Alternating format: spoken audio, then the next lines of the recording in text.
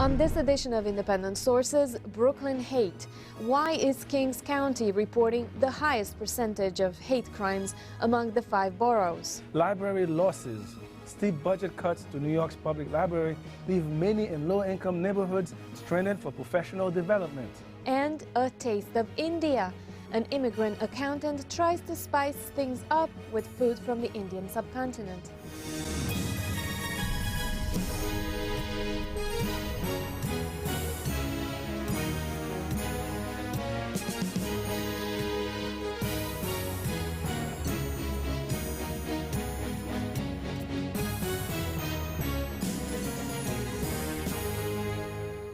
Welcome to Independent Sources. I'm Diana Ravinka. And I'm Gary Pierre-Pierre. Brooklyn residents often laud their community's cultural diversity, hailing that as a symbol of the borough's tolerance. But the truth is, Kings County has had its share of ethnic tensions. One of the most memorable flashpoints was the Crown Heights riots in 1991. Those were sparked after a Hasidic Jewish man veered onto a sidewalk and killed a 7-year-old boy from Guyana. It seems that specter of hate may be rearing its head again. Recent figures from the New York State Division of Criminal Justice Services showed that the borough reported the most hate crimes in the state. In 2011, Brooklyn recorded 106 hate crimes. The second on that list was Nassau County with 62. Right now, it's still unclear what's behind these figures. So I spoke with City Limits contributor Chris Giblin, who has written about the issue, to get a sense of whether there is something to these numbers or much ado about nothing. Chris, what's a hate crime and how do law enforcement officials determine that a crime is a hate crime? Well, I think I just have to answer that in that it's more complex than a lot of people would think. I think the way many people think of a hate crime is it might be a white person who attacks a black person because they're black, or somebody who attacks a Jewish person because they're Jewish. However, the way the Hate Crimes Act of 2000 is written in New York State, it definitely includes those kinds of crimes. However, it can also include, the way it's written, it can be a little more vague than that. It can include any sort of targeting. That includes hate, but it also includes some other types of crimes that can occur, like that can mean targeting an elderly person because they might be weaker or have more money, which can often be the case and has happened, and those people like that who have committed those crimes have been brought under hate crime convictions. So it's definitely it's a more complex issue than it appears to be on the surface. Okay. Your article talks about the rising of hate crime in Brooklyn, and you had a hard time pinning down various officials to explain why and what's the motives behind this increase, and why were they so tight about explaining what's happening? Well, I think it's because they honestly do want to stay in a sort of gray area, because whenever I talk to a different district attorney, I mostly talk to assistant district attorneys who have worked on a lot of these cases. Yeah, those are the people who are like hands-on involved in the cases, of course. They always say that every hate crime that they try to charge is very different, because it's the only sort of crime where you have to establish motive. Every other crime, you're just trying to put together the pieces of what's already happened, and it should all be on paper in theory, but it's definitely a complicated thing, because you have to establish that motive, and every case is different. You have political pressure sometimes bearing upon a crime where certain groups think that this crime is a hate crime, and they want the prosecutor to go after it because the sentences are tougher, right? Yeah, absolutely.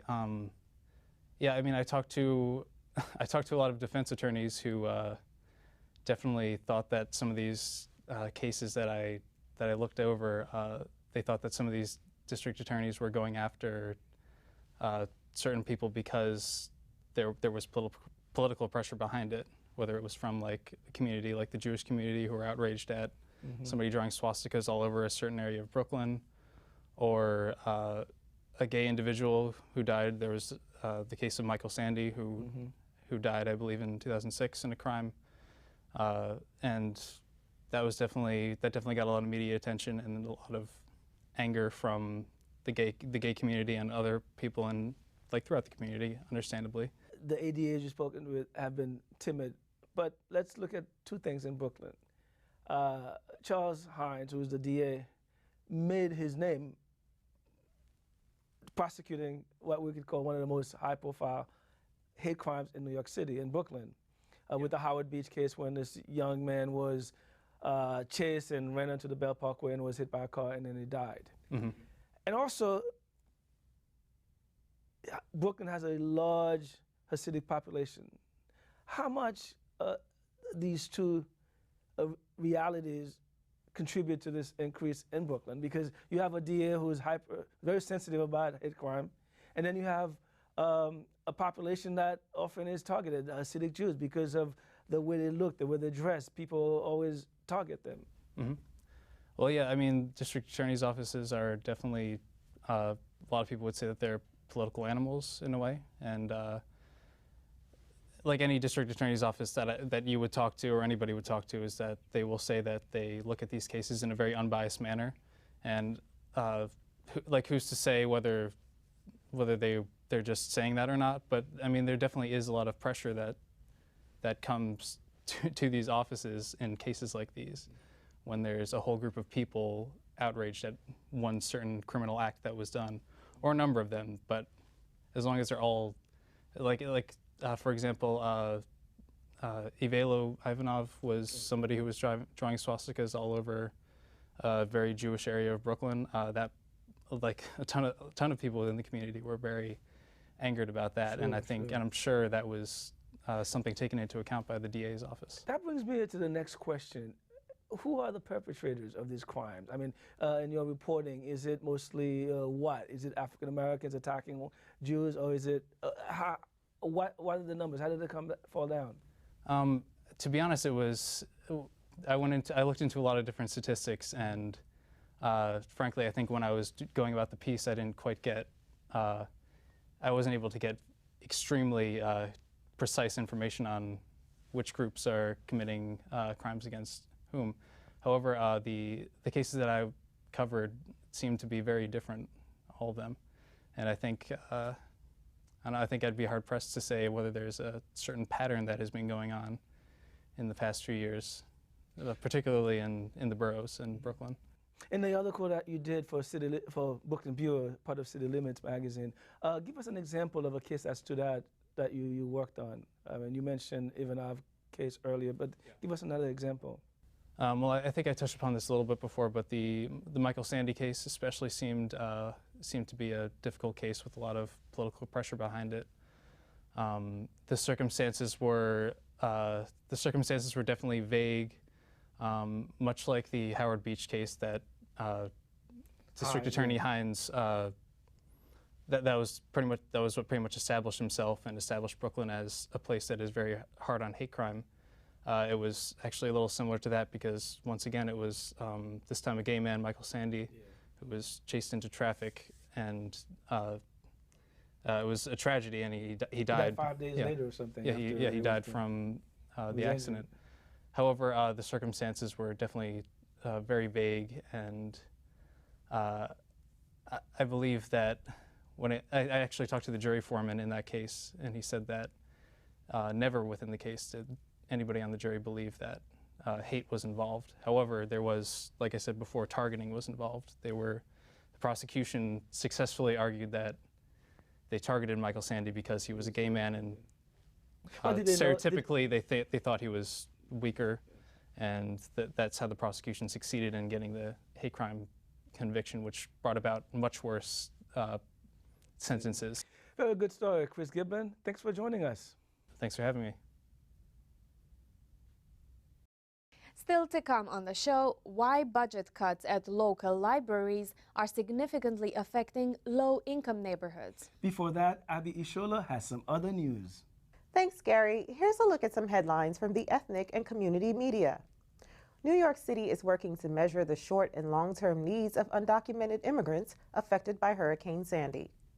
Voices of New York reports that the commissioner of the mayor's office of Immigrant Affairs, Fatima Shama, made the announcement during a press conference held for members of the ethnic and immigrant media. The commissioner said that more outreach workers would be sent to help affected areas in Brooklyn, Queens, and Staten Island to assess the recovery situation.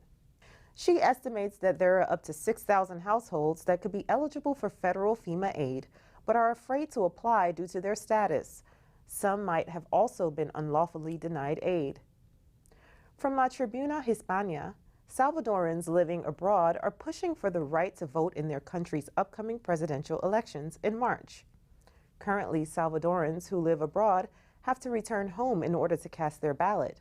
But some vocal community members say Salvadorans abroad left their country as citizens, so are still entitled to their constitutional rights. A few of the country's government officials propose that there should be a vote by mail system. However, opposition parties disagree because they say it could cost more than $20 million to carry out the right to vote from abroad. Cramped apartments, high rents, and a competitive rental market. These were once the reasons many Manhattan residents chose to relocate to Brooklyn within the past decade. DNAinfo.com reports that this trend is now reversing. According to real estate experts, many residents who have been priced out of trendy Brooklyn neighborhoods like Williamsburg and Dumbo are finding cheaper alternatives in Manhattan. A report by the brokerage firm M&S Real Estate said more affordable Manhattan neighborhoods, including the Financial District and Harlem, have become an alternative.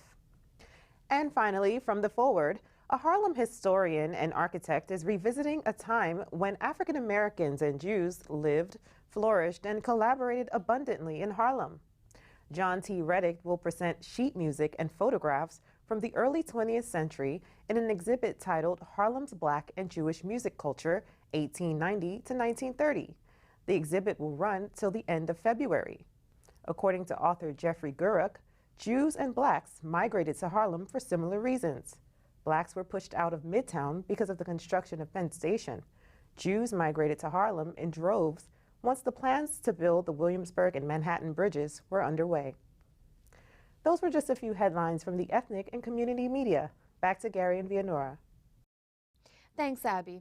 Often when we think of the library, many of us imagine cathedral-like halls with walls lined with books. But that's more a vision of your grandmother's library. These days, city libraries offer skill building and career development services, as well as access to the latest bestseller or literary classic. These offerings are increasingly important in low-income neighborhoods where residents may not have other viable options to learn skills like writing a resume or learning how to do a job search online. Many of these services have already faced the axe, and there may be more to come as New York's public library continues to deal with a net loss of city funding totaling just over $28 million. I sat down with the Director of Literacy Projects at the New York Public Library, Kenneth English, and David Giles, the Research Director at the Center for an Urban Future. We talked about these budget cuts and their effects on low-income communities. Before we talk about how severe exactly the cuts are, I'd like us to elaborate on how libraries are engines for upward mobility, not just cultural institutions. So Kenneth, could you talk about that? Well, the New York Public Library and the three libraries here in New York City have extensive language programs for immigrants to help them take ESOL, English for Speakers of Other Language classes, and certainly we have adult literacy programs that help people master the written word so that they can take advantage of everything that the library has to offer.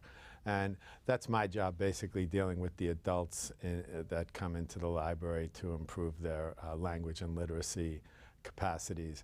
But certainly the New York Public Library offers programming from infants to octogenarians. You know, we pride ourselves on having programs for people from all parts of the world, and really what the libraries are so unique about is we provide a community center where neighbors really can be together and network and see what literacy is used for in the daily life. So I think as a community center that focuses on knowledge building is really what our mission is all about.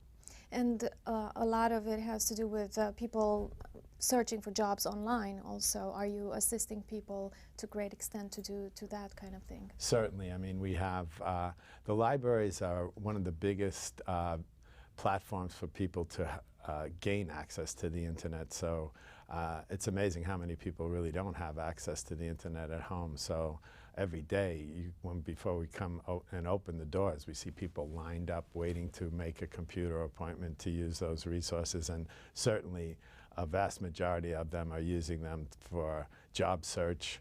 And we actually have a unit in the Science, Industry, and Business Library, Job Search Central, that has databases and staff that are trained to help support those goals. And also at our Bronx Library Center, our flagship unit in the Bronx, it also has a job search unit there that we help people write resumes, find career paths. So yeah, that's a big part of what we do. David, you wrote about the cuts. Tell us what the cuts exactly are for each borough. Well, first I'd like to say that the Center for an Urban Future, the organization I work for, just recently released a big report on the libraries that really went into detail about how much growth there's been in users at the libraries over the last 10 years, in fact. And we saw a 59% increase in circulation, a 40% increase in program attendance throughout the city at public libraries.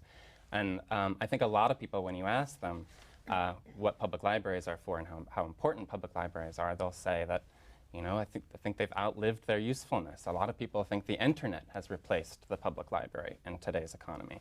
But we've seen huge increases in users. And at the same time, over the last 10 years, we've seen a decrease in funding for public libraries.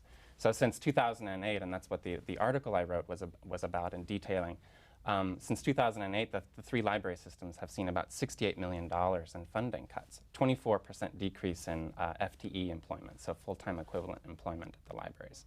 So at the same time that you're seeing the libraries really sort of show themselves as more important institutions for human capital building in the city, you're seeing a real disinvestment from the city.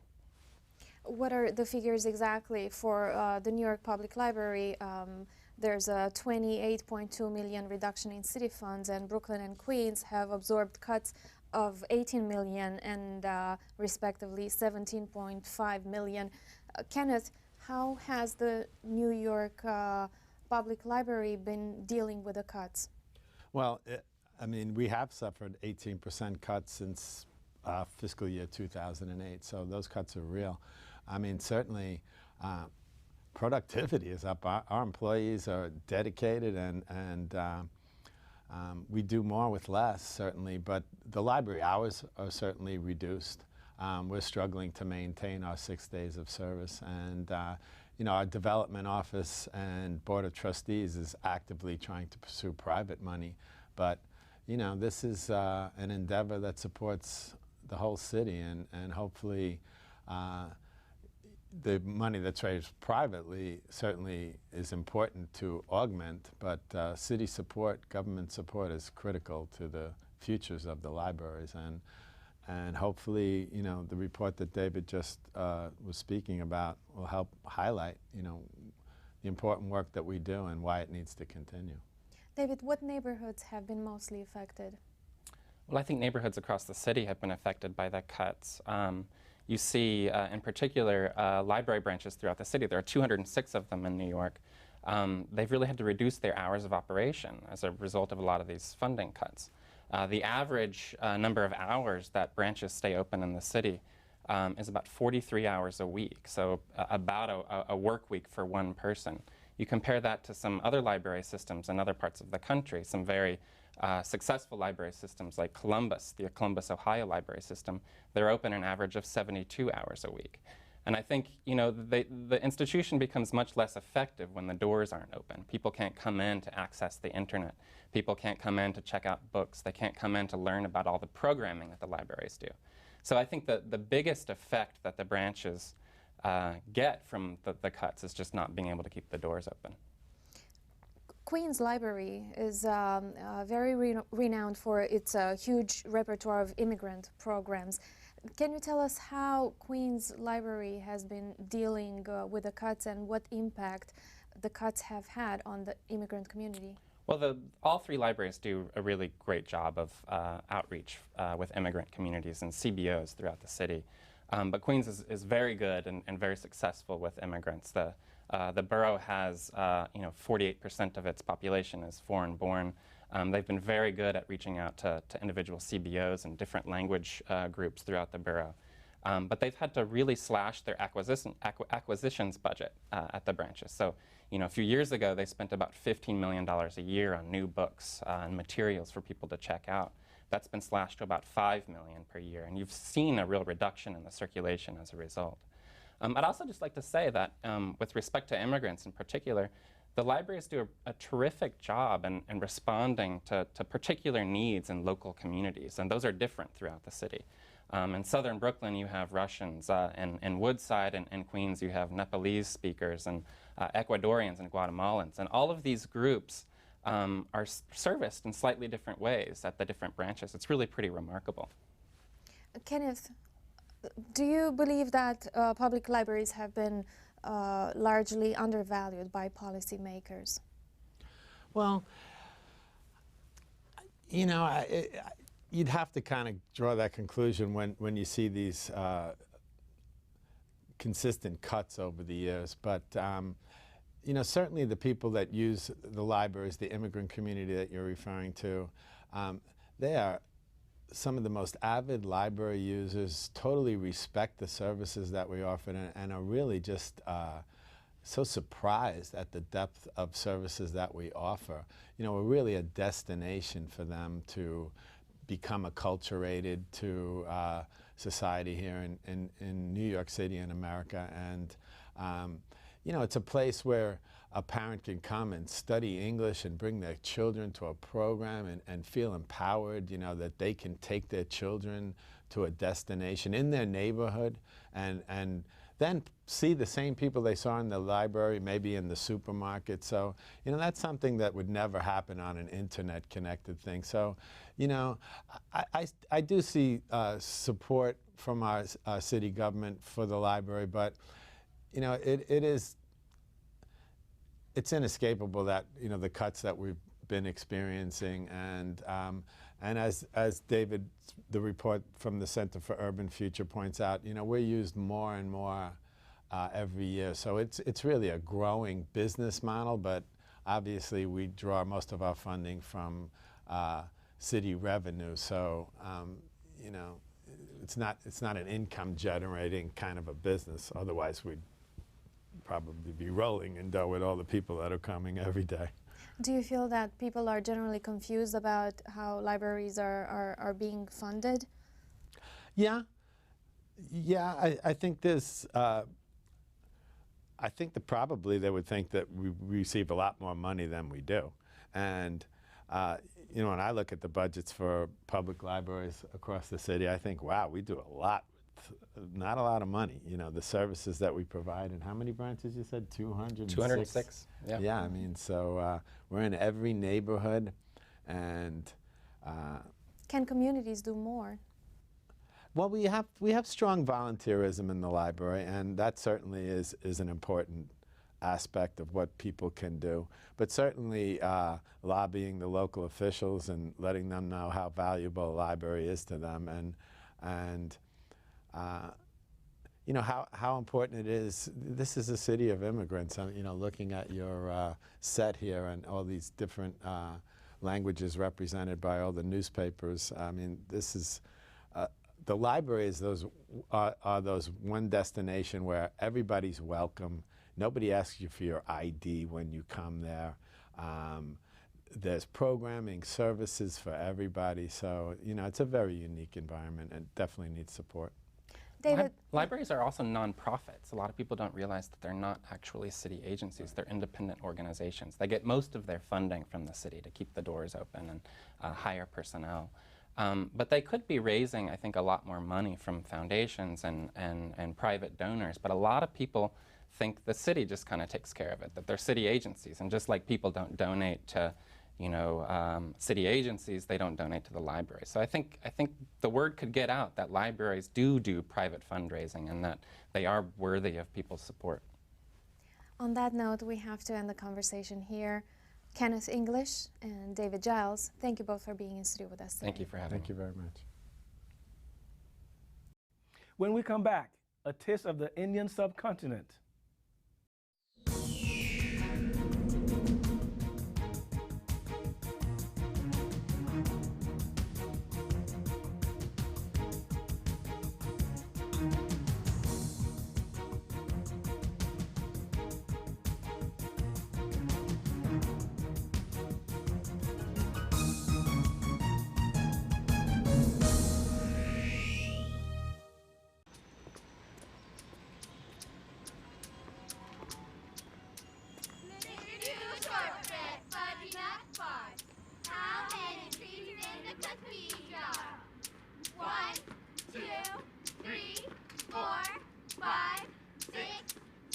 The smallest moments can have the biggest impact on a child's life.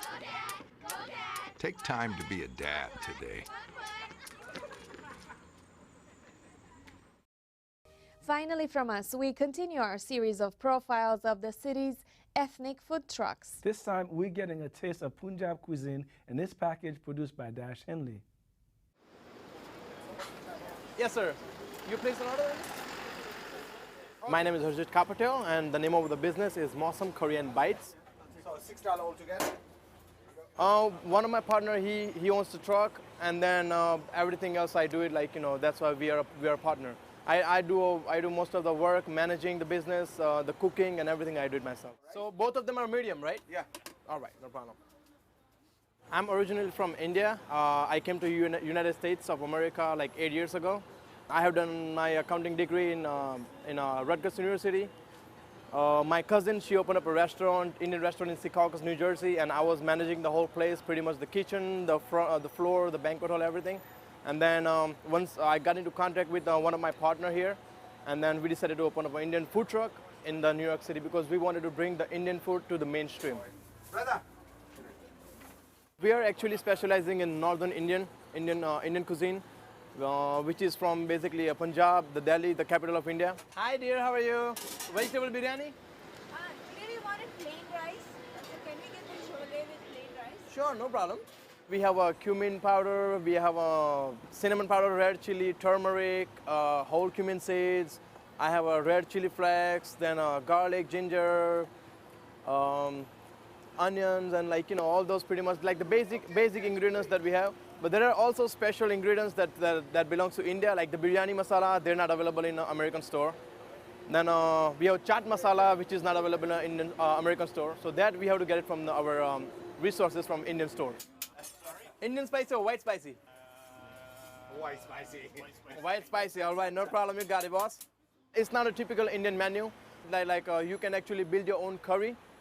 Usually you don't get that opportunity in typical Indian restaurants, but that's what we thought of coming up with the new concept with the express location. So our serving time for the one customer is not more than 1 minute, I would say. Typical food trucks or typical food vendor, street vendor, you have to wait about like 5 to 10 minutes of time period, but we usually serve our customer within a minute. And that's what our goal is, that we serve as many customers as we can in like couple hours, in lunchtime. Actually, cooking is my passion, and I just don't do it for the money, or I don't do it for to feed the people. When I serve my food, I serve it with my love. So when my customer comes in, they know what I'm serving them. And if God graces, I have a good day, I go about 150 people every day.